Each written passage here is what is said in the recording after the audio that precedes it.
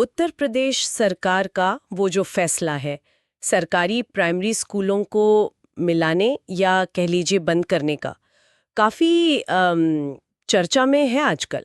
हाँ बिल्कुल, हंगामा सा बरपा है। कहीं लोग इसके पक्ष में हैं तो कहीं जोरदार विरोध भी हो रहा है। तो आज हमने सोचा कि इसी मुद्दे पर थोड़ी गहराई से बात की जाए, समझने की कोशिश करें कि आखिर माजरा क्या है। सही है। और समझने के लिए हमारे पास जानकारी भी कई तरह की है। देखिए, राष्ट्रीय स्तर के सर्वे हैं, जैसे एसर 2024 की रिपोर्ट है। हाँ, एसर का नाम तो सुना है जी। और भी शिक्षा सर्वे हैं, अखबारों में क्या छप रहा है, सरकार खुद क्या कह रही है। और हाँ, विपक्षी पार्टियां क्या कह रही हैं वो भी देखना होगा। बिल्कुल, सब कुछ मिला के देखना होगा। तो हमारा मकसद साफ है, इस पूरे मामले को हर नजरिए से देखना। मतलब पढ़ाई की क्वालिटी पर क्या असर होगा, पैसों का क्या खेल है इसके पीछे, समाज पर, खासकर गांव देहात के बच्चों पर क्या फर्क पड़ेगा। ये बहुत जरूरी सवाल है। और वो सरकारी बनाम प्राइवेट स्कूल वाली बहस, वो इस फैसले से किधर जा रही है। सही कहा।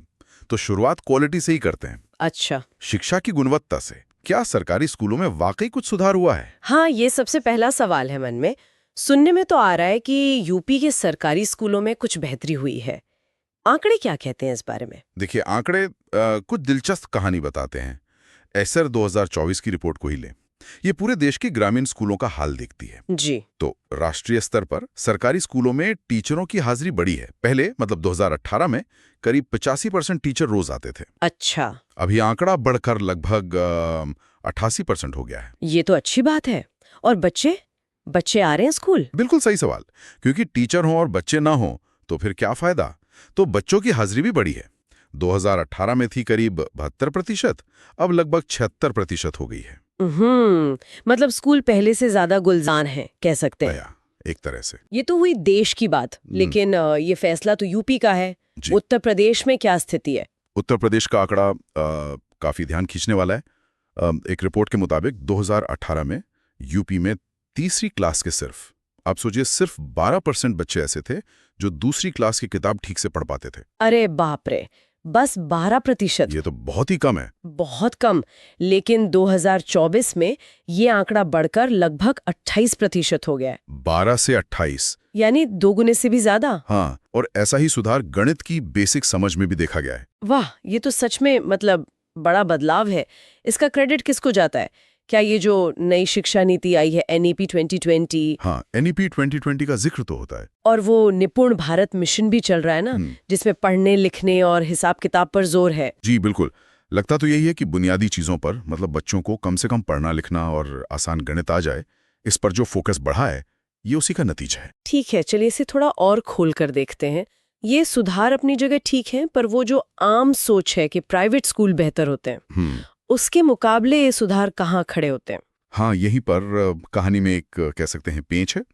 देखिए, सरकारी स्कूलों में सुधार है, ये मानना पड़ेगा, और ये अच्छी खबर है। जी। लेकिन प्राइवेट स्कूल जो सालों से हैं और जिनके पास अक्सर बेहतर संसाधन माने जाते हैं, हाँ, बिल्डिंग वगैरह अच्छी होती हैं अक्सर, हाँ, तो उनकी एक मजबूत पकड़ अभी भी है। एएसईआर की ही रिपोर्ट बताती है कि औसतन प्राइवेट स्कूल के बच्चों के सीखने की क्षमता, चाहे पढ़ना हो या गणित, वो सरकारी स्कूल के बच्चों से लगभग दोगुनी है। ओहो, 2 गुनी, मतलब फासला अभी भी बहुत बड़ा है। हाँ, अगर आप औसत नतीजों को देखें तो फासला साफ दिखता है। लेकिन यहाँ एक और दिलचस्प बात है। क्या? वो ये कि सरकारी स्कूल भले ही पीछे हों, पर उनके सुधार की रफ्तार तेज दिख रही है। हाँ, ये एक तरह की रेस जैसी स्थिति है। प्राइवेट स्कूल आगे है, पर सरकारी स्कूल तेजी से गैप कम करने की कोशिश कर रहे हैं। अब देखना यह है कि ये रफ्तार बनी रहती है या नहीं। ये देखना वाकई दिलचस्प होगा। अच्छा, ये तो हुई पढ़ाई की बात। अब आते हैं उस मुद्दे पर जिसके बिना शायद ये फैसला होता ही नहीं, पैसा। हाँ, आर्थिक पहलू। सरकार आखिर क्यों मिला रही है इन स्कूलों को? क्या वजह? पैसे बचाना है? देखिए, सरकार का दावा तो है कि वो शिक्षा पर खर्च बढ़ा रही है। यूपी सरकार ने अपने बजट में 2025-26 के लिए शिक्षा पर 1 लाख करोड़ से ज्यादा रखे हैं। 1 लाख करोड़? ये तो काफी बड़ी रकम है। हाँ, पूरे बजट का करीब 13% है। और कहा जा रहा है कि ये पैसा स्कूलों का ढांचा सुधारने, किताबें, दूसरा सामान देने और क्वालिटी बेहतर करने में लगेगा। तो फिर स्कूल मिलाने से क्या फायदा? क्या कुछ बिल्डिंग का किराया बचेगा या रख रखाव का खर्च कम होगा? ये तो मतलब छोटी बचत लगती है। हाँ, हो सकता है कुछ तात्कालिक बचत हो जाए, लेकिन बड़ा सवाल ये है कि ये बचत कितनी अहम है उस संभावित नुकसान के मुकाबले जो बच्चों को हो सकता है। किस तरह का नुकसान? स्कूल दूर हो जाने का, खासकर गरीब परिवारों के बच्चों के लिए। और फिर ये भी सोचिए, अगर सरकारी स्कूल कम होते हैं तो बच्चों के पास क्या ऑप्शन बचेगा? प्राइवेट स्कूल जाना पड़ेगा शायद। और प्राइवेट स्कूल? वो तो बहुत महंगे होते हैं। बिल्कुल। यहीं पर असली आर्थिक बोझ आता है आम आदमी पर। एक सर्वे बताता है कि प्राइवेट स्कूल में एक बच्चे पर साल का औसत खर्च करीब 25,000 रुपए है। 25,000? और सरकारी स्कूल में यही खर्च 3,000 से भी कम है। अरे, ये तो लगभग 8-9 गुना ज्यादा हुआ। हाँ, 8 से 9 गुना। जमीन आसमान का फर्क है ये। इसका मतलब तो साफ है कि कम आमदनी वाले परिवारों के लिए तो सरकारी स्कूल ही एकमात्र सहारा है ना? बिल्कुल, ज्यादातर के लिए तो यही सच है। अब सोचिए, अगर वो सहारा भी मुश्किल हो जाए या दूर हो जाए तो क्या होगा? प्राइवेट स्कूलों के समर्थक भले कहें कि वहां सुविधाएं अच्छी हैं, मैनेजमेंट बढ़िया है। हाँ, कहते तो है। लेकिन उसकी कीमत कौन चुकाता है? वही आम परिवार। फीस में, महंगी किताबों, ड्रेस में, और फिर ऊपर से कोचिंग का खर्चा अलग। तो क्या ये समझा जाए कि सरकार की मंशा कहीं ना कहीं खर्च घटाने की ही है, भले ही वो खुलकर ना कह रही हो? अगर हम इसे बड़ी तस्वीर से जोड़कर देखें तो हाँ, लागत में कटौती एक वजह हो सकती है, पर इसका सीधा असर क्या होगा? क्या? गरीब और मिडिल क्लास परिवारों के लिए बच्चों को पढ़ाना और महंगा हो जाएगा। शिक्षा जो सबका अधिकार होनी चाहिए, वो कहीं बाजार की चीज न बन जाए। सही कहा। अच्छा, इस आर्थिक बोझ के अलावा इसका समाज पर क्या असर होगा, खासकर गांव देहात में या हाशिए पर जो समुदाय हैं उन पर? असर बहुत गहरा हो सकता है, और शायद सबसे ज्यादा चिंता इसी बात की है। देखिए, पहले एक नियम था, आरटी यानी शिक्षा के अधिकार कानून का हिस्सा। हाँ, राइट टू एजुकेशन एक्ट। जी, कि कोशिश हो कि हर बच्चे के घर के 1 किलोमीटर के दायरे में प्राइमरी स्कूल हो। अब स्कूल में लाने का सीधा मतलब है कि कई बच्चों के लिए स्कूल दूर हो जाएगा। और दूरी बढ़ने का सबसे बुरा असर किस पर पड़ेगा? डर यही है कि सबसे ज्यादा असर लड़कियों और कमजोर तबकों के बच्चों पर पड़ेगा। कई अखबारों ने, जैसे द स्टेट्समैन, एनडीटीवी, इन्होंने ये चिंता जताई है। कैसे? दूरी बढ़ेगी तो माँ बाप हिचकेंगे, खासकर लड़कियों को अकेले भेजने में। नतीजा, ड्रॉप आउट रेट बढ़ सकता है, बच्चे बीच में ही पढ़ाई छोड़ सकते हैं। यहाँ बात और भी मतलब पेचीदा हो जाती है जब हम ये देखते हैं कि इन सरकारी स्कूलों में पढ़ कौन रहा है असल में। बिल्कुल सही पॉइंट। ज्यादातर बच्चे कौन हैं? आर्थिक रूप से कमजोर परिवारों के, दलित, पिछड़े, आदिवासी समुदायों के। हाँ, इन बच्चों के लिए स्कूल सिर्फ पढ़ाई की जगह नहीं है। काउंटर करंट्स जैसे मंचों पर यह बात उठी है कि वहां मिलने वाला मिड डे मील यानी दोपहर का खाना, हाँ, वो भी बहुत जरूरी है। वो भी एक बड़ा आकर्षण है, पेट भरने का साधन है। स्कूल बंद हुआ या दूर हुआ तो ये सहारा भी तो छिन सकता है। कांग्रेस नेता प्रियंका गांधी ने भी तो यही चिंता जताई थी, है ना, कि लड़कियों को कई कई किलोमीटर पैदल जाना पड़ेगा स्कूल। हाँ, उन्होंने सीधे तौर पर यह सवाल उठाया है। और यह सिर्फ कहने की बात नहीं है। समाजशास्त्र के कई अध्ययन हैं जो बताते हैं कि स्कूल की दूरी बढ़ने, खासकर 1 किलोमीटर से ज्यादा होने पर लड़कियों का नामांकन कम हो जाता है। ओहो, तो ये लैंगिक समानता की कोशिशों को भी पीछे धकेल सकता है। तो क्या ये कदम एक तरह से शिक्षा तक सबकी बराबर पहुंच के उसूल के खिलाफ जा रहा है? इससे एक बड़ा और बुनियादी सवाल उठता है, वो है शिक्षा के मौलिक अधिकार का।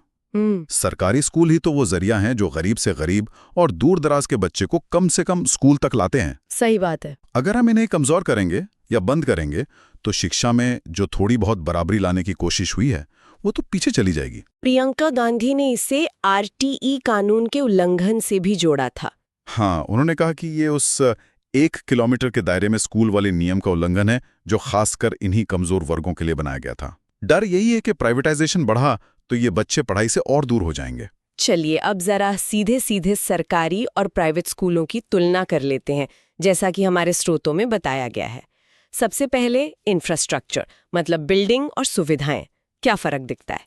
देखिए, आमतौर पर हाँ, प्राइवेट स्कूलों की बिल्डिंगें ज्यादा नई, चमचमाती दिखती हैं। स्मार्ट क्लासरूम, कंप्यूटर लैब, अच्छी लाइब्रेरी, बड़े खेल के मैदान। हाँ, ये सब प्राइवेट में ज्यादा सुनने में आता है। जी, पर ऐसा नहीं है कि सरकारी स्कूलों में कुछ हुआ ही नहीं। सरकार के अपने आंकड़े हैं जो बताते हैं कि अब काफी स्कूलों में लड़कियों के लिए अलग टॉयलेट है, पीने का साफ पानी है। अच्छा, सुधार तो हुआ है मतलब? तो सुधार हुआ है, लेकिन हाँ, प्राइवेट स्कूल इन मामलों में अक्सर बेहतर स्थिति बनाए रखते हैं। और फीस का तो हमने जिक्र कर ही लिया। वो तो बड़ा फर्क है। सरकारी स्कूल लगभग मुफ्त, हाँ, नाम मात्र की फीस शायद कहीं हो, और 95% से ज्यादा प्राइवेट स्कूल फीस लेते हैं। हाँ। और फिर किताबें, यूनिफॉर्म, ट्रांसपोर्ट का खर्चा अलग। जी, पैसा ही शायद सबसे बड़ा अंतर पैदा करता है। लेकिन एक और पहलू है टीचर। हाँ, टीचरों का क्या? सरकारी स्कूलों में टीचर बनने के लिए बाकायदा परीक्षाएं पास करनी होती हैं, सीटेट, यूपीटेट वगैरह, और ट्रेनिंग भी जरूरी है, जैसे बीएड। प्राइवेट स्कूलों में भर्ती के तरीके अलग-अलग हो सकते हैं, तो टीचरों की योग्यता में भी फर्क हो सकता है। हालांकि ये कहना मुश्किल है कि कहाँ हमेशा बेहतर होते हैं। और क्लास में बच्चों की संख्या, वो जो टीचर स्टूडेंट रेशियो होता है ना, हाँ, ये भी एक अंतर अक्सर देखा जाता है। सरकारी स्कूलों में नियम तो करीब 30 बच्चों पर एक टीचर का है, पर असल में ये संख्या अक्सर ज्यादा होती है। ओके, वही कई प्राइवेट स्कूल, जैसा कुछ वेबसाइट्स बताती हैं, छोटी क्लास रखते हैं, 15 बच्चों पर एक टीचर या 12 पर एक। तो इसका मतलब टीचर हर बच्चे पर ज्यादा ध्यान दे पाते होंगे? संभावना तो यही है, ज्यादा व्यक्तिगत ध्यान मिल सकता है। तो क्या इसी वजह से प्राइवेट स्कूलों के नतीजे औसतन बेहतर आते हैं, जैसा आपने शुरू में कहा था? ये एक बड़ा कारण हो सकता है। बेहतर संसाधन, शायद टीचर पर काम का बोझ थोड़ा कम, बच्चों पर ज्यादा फोकस, इन सब का मिला-जुला असर नतीजों पर दिखता है। सरकारी स्कूल कोशिश कर रहे हैं अपनी योजनाओं से, पर खासकर बड़ी क्लासों में वो गैप अभी भी दिखता है। समझ गया। अब आते हैं सीधे सरकारी नीतियों और हाल की घोषणाओं पर। ये जो स्कूल मिलाने की बात है, क्या ये सिर्फ यूपी में ही हो रहा है? नहीं, ये सिर्फ यूपी की बात नहीं है।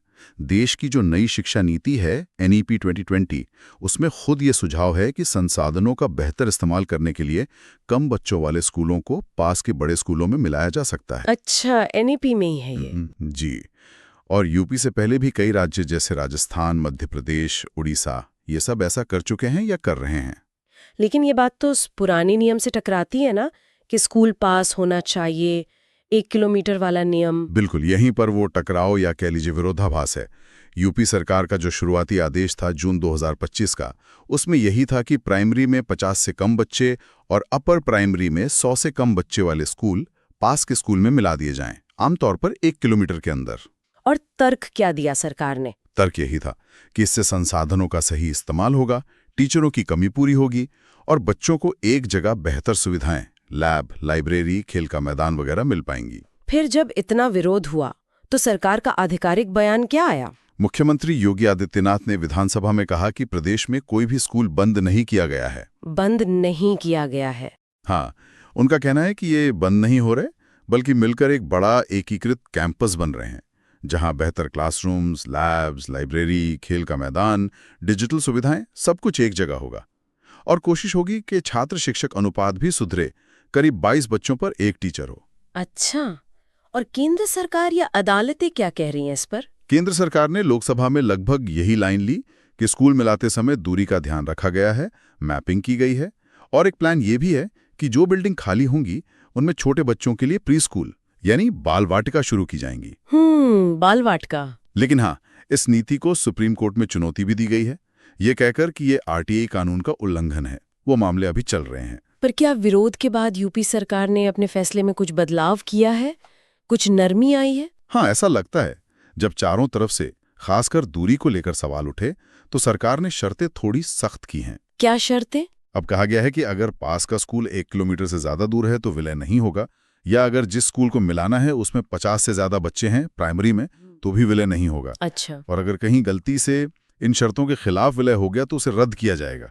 राज्य के बेसिक शिक्षा मंत्री ने तो भरोसा दिलाया कि कोई स्कूल बंद नहीं होगा, हर स्कूल का अपना कोड, UDIC कोड बना रहेगा, किसी टीचर की नौकरी नहीं जाएगी, कोई पद खत्म नहीं होगा। ये तो हुई सरकार की सफाई और वादे।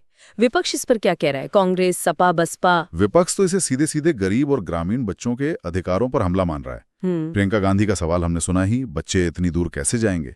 सपा के एक नेता ने तो इसे गरीबों को शिक्षा से दूर करने की साजिश तक कह दिया। साजिश? हाँ, विपक्ष का मुख्य आरोप यही है कि ये सब सरकारी स्कूलों को जानबूझकर कमजोर करने की एक चाल है ताकि प्राइवेट स्कूलों को फायदा मिले, मतलब शिक्षा का निजीकरण करने की कोशिश। तो कुल मिलाकर देखें तो तस्वीर काफी उलझी हुई है।